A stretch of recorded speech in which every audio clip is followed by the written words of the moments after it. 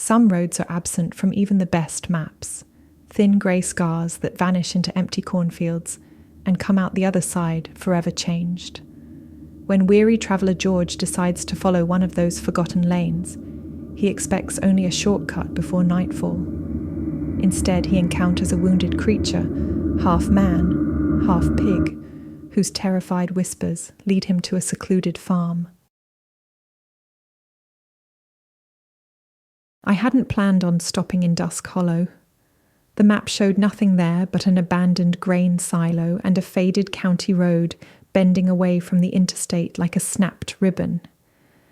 Yet dusk was thickening, and the prairie grass whispered with a storm's promise, so I left the highway and followed that lonely strip of asphalt until it dissolved into gravel.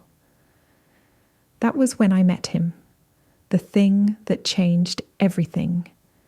At first, I thought it was a man crawling in the ditch, shoulders hunched against the wind. Then lightning flashed, and I saw bristles studding a slick, pinkish hide, and ears that were both human and unmistakably swine. He struggled upright, breathing in rattling bursts. One eye was milk-white scar tissue, the other brimmed with an intelligence so raw it made me reel. Please. No fear, he grunted, consonants crushed in a mouth not meant for words. Help me. Instinct screamed, run, George, run hard and don't look back. But the stormlight caught in that good eye and turned it glassy with what could only be pain. I stepped closer, swallowing bile. What happened to you? He lifted a mangled hand, 4 thick fingers ending in cracked hooves, and pointed across the wheat stubble toward a cluster of trees. Farm? Doctor? Bad? Even half-spoken, the terror in his tone was clear. I offered my jacket, draping it over his trembling shoulders. The fabric soaked up the fetid smell of antiseptic and blood. Can you walk? He nodded. I slung his heavy arm over my neck, and together we staggered toward a faint ribbon of light on the horizon. With every step he whispered, others, cages, help them. Moonrise revealed the farm, a low sprawl of corrugated sheds behind electrified fencing. Sodium lamps flickered over muddy pens, where shapes shifted and moaned. As we crept through a rusted gap in the fence, my companion, he told me his name had once been Daniel, shivered so violently I felt his ribs flutter. Inside the nearest shed, rows of steel kennels lined the walls. In one cage huddled a woman with owl eyes set too wide apart. Another held a figure whose elongated arms ended in leathery bat wings. Some sobbed in voices warped by alien throats. Others only stared, resigned. Daniel pressed a hoof hand to the lock and looked at me with pleading urgency. Free them. I fumbled for the latch, but a sudden hum of machinery froze us. A sliding door at the far end rattled open. White fluorescent glare spilled across the floor, and a tall silhouette glided in, lab coat ghost bright against the gloom, head bald and gleaming. Dr. Calder Vale. Ah, he said, voice smooth as formaldehyde. My Daniel. I wondered where you'd scurried off to. Daniel shrank behind me. Vale's grey eyes settled on me next, curious but unafraid, as though I were a specimen who'd wandered out of its cage. A traveler, he murmured. You people have a knack for arriving when variables get interesting. He raised a small remote, and electricity arced through the kennel bars. Screams, human, animal, in between, filled the shed. I grabbed Daniel, and we bolted into the night. We ran until Daniel collapsed on the gravel road. A lone pickup crested the hill, its headlights washing over us. The driver, an elderly farmer, gaped but had the mercy to help lift Daniel into the bed. 10 minutes later, we skidded to a halt beside Crosswell General Hospital. Orderlies and scrubs rushed out, masks hiding their shock. Blue lights flooded Daniel's face as they wheeled him inside. I waited in reception until dawn smudged the windows gray. At last a nurse emerged, her expression unreadable. He's in isolation, she said. We'll do everything we can. Can I see him? She hesitated, not in protocol, but pity. Not yet. They took my statement and sent me home with coffee and a business card for a trauma counsellor. Daniel never appeared in any medical report I later searched for. It was as though the hospital walls had swallowed him whole. Sleep evaded me. 2 days later, I walked into the sheriff's station with a thick envelope of photos I'd covertly taken, snarling hybrids behind chain link, vats of chartreuse fluid, a ledger listing dates and homeless shelters in cities hundreds of miles away. Deputy Sanders and Deputy Ruiz listened, jaws clenched as I spoke. When I finished, silence pooled between us. Finally, Sanders exhaled. "Let's go," he said.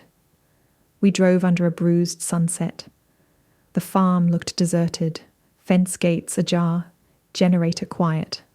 Weapons drawn, we slipped through the main barn door.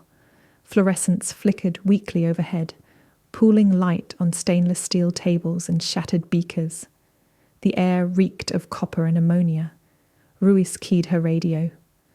Unit 12 requesting backup. Possible bioterror site. Coordinates. A metallic snap echoed. Razor wire netting dropped from the rafters, pinning us. Needles jabbed my shoulder, air-powered syringes hissing with cold liquid. Ruiz screamed. Sanders cursed. My veins burned, as though iceworms tunneled beneath the skin.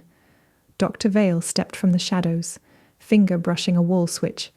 Monitors flared to life, showing live feeds of cages now empty and a map dotted with blinking red lights. "You don't realize how fortunate you are," he said, tone almost tender. "The new formula is already, with couriers, seeding a future beyond your comprehension. But you three, you'll demonstrate how far we've come since Prototype 1. Sanders spat. "You sick bastard." Vale smiled, lifted a trapdoor, and slipped away into tunnels beneath the barn. The net retracted, letting us fall, dizzy, to the floor. The change began with a twisting in my gut, followed by cracking bone. I watched Sanders' nose flatten, Ruiz's ears crawl upward, felt my own teeth thicken.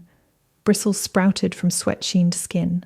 We shrieked, voices devolving into squeals, until language shattered. Backup sirens wailed outside.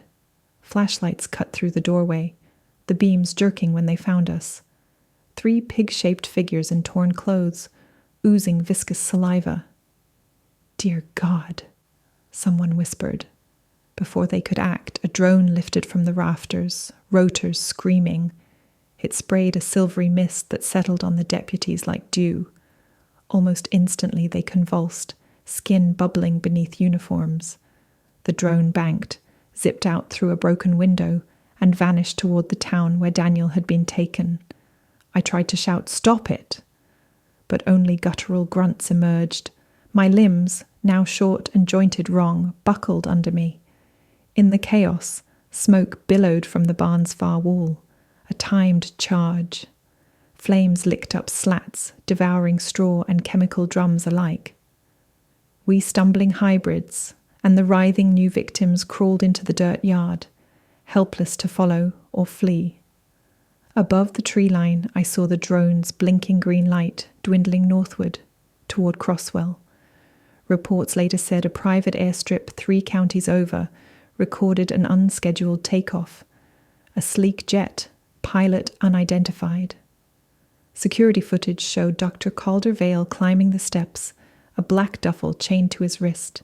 He paused at the door, gazing back across the runway, as though admiring a wildfire only he could see.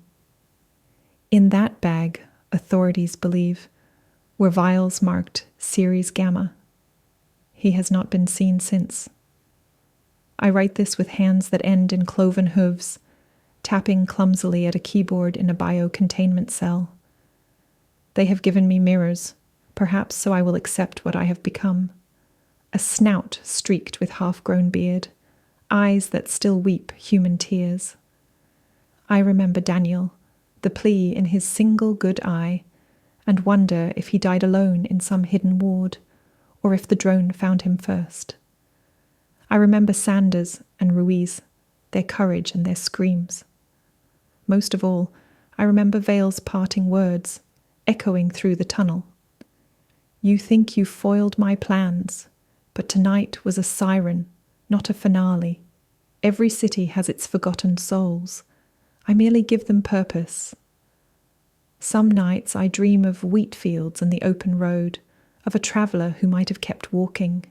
In those dreams I pass Daniel without seeing him, and the world perhaps remains unchanged. But I did stop. And now the horizon is crawling with hybrids of flesh and fate, scattering like seeds on the wind. And somewhere a scientist watches their bloom with godlike joy. We were only the first harvest.